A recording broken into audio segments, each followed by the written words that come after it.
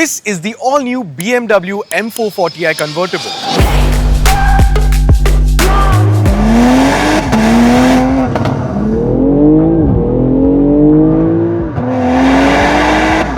You get a B58, a ZF 8-speed gearbox, and you get X-Drive all-wheel drive.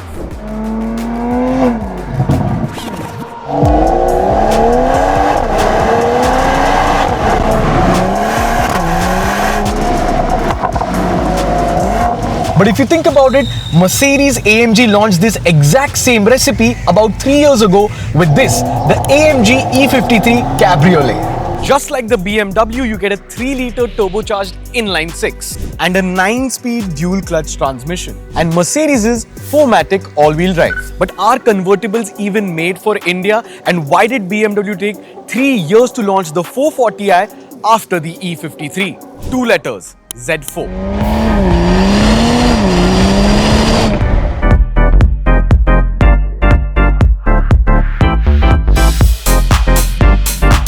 BMW already had a drop-top sports car in the form of the Z4, and at that point the Z4 had been in India for over 10 plus years. So technically the 440i fills in the gap that the BMW Z4 left behind. And yeah, sure, the BMW Z4 is a proper thoroughbred sports car with its own bespoke chassis, while the 440i is more or less based on a 3 Series chassis.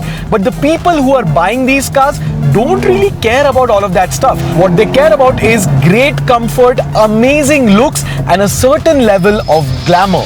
And that's why the E53 makes so much sense. You get a stunning looking interior with plush leather seats, carbon fiber inlays, and this amazing AMG steering wheel. But most importantly, you get a stunning looking body on the outside.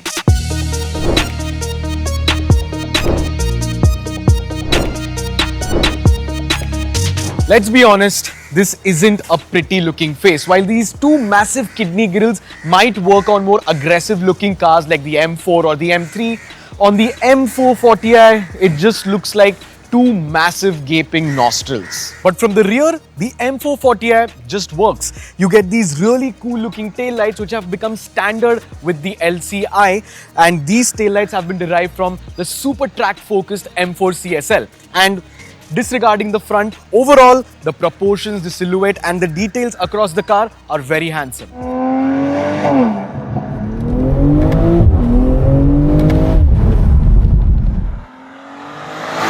But in one way, the M440i absolutely destroys the E53.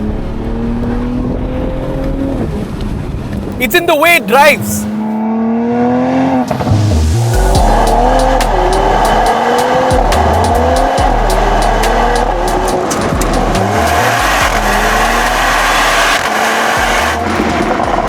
Now don't get me wrong, the E53 drives really well. This M256 inline-6 engine makes roughly about 435 horsepower and 520 Newton meters of torque, and it is assisted by EQ boost, which means that when the engine gets the extra oomph from the batteries, it gives you 22 extra horsepower.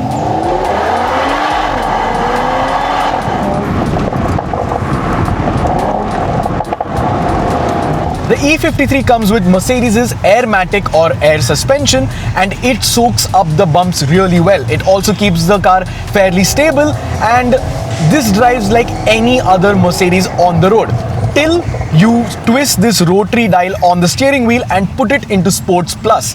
Everything goes red, the car stiffens up, and the M256 gives you maximum power.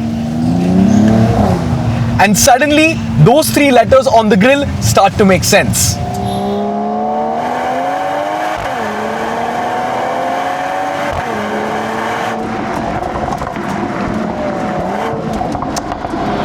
But at the end of the day, the AMG is still a Mercedes, and the E53's inclination towards comfort is seen once you start pushing it. The E53 is happy cruising at 80 to 100 kilometers an hour with the wind in your hair, the 6-cylinder giving you a symphony to listen to, your air buffer keeping the wind noise in check, and your ventilated seats cooling your bum. And in that way, The M440i is still a BMW at heart. It wants you to go fast, it wants you to wring each and every horsepower out of that V58 engine. And that's where it's different from the Mercedes E53. This isn't the same B58 engine that you get in the 340i. While the 340i gets the Gen 2 B58, this here is the Gen 3 B58 and it gets a 5 lakh rupee modification from the factory, which is port injection or PI. PI basically helps the car run higher blends of ganne ka juice, and since emission regulations are getting stricter day by day, PI also helps in compensating for the power loss because of those regulations. So this engine still makes the same amount of horsepower, which is 374 HP and 500 Newton meters of torque. And this engine pulls very, very hard, almost as hard as the one in the E53. And even if it is 40-50 or so horsepower down on the E53, this engine is still the one I would pick. B58 is still the king.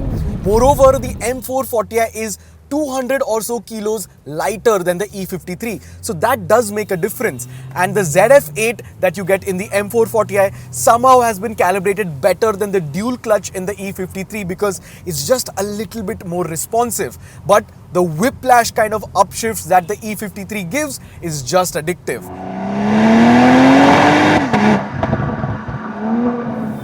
Moreover, the M440i feels and drives sharper than the E53 because it gets adaptive dampers. Those adaptive dampers can change their stiffness on the fly. So when you're in Sport Plus, everything feels super stiff, and this is an innately more sportier setup than the air suspension that you get in the E53. And once you put everything in Sport Plus, you start to forget that ugly face because it just doesn't matter at that point. To be fair, this comparison isn't relevant today because the E53 Cabriolet isn't on sale anymore. The M440i currently doesn't have any direct rival. Maybe the MG Cyberster, but come on, who really wants to drive an RC car? And then you have the CLE 300, which costs as much as an M440i, but isn't close to the performance that these two can give you. So as it stands, the M440i stands alone in the performance convertible segment. And honestly, even if you have to wear a blindfold each and every time you come near it, I would happily do that because it just drives so good.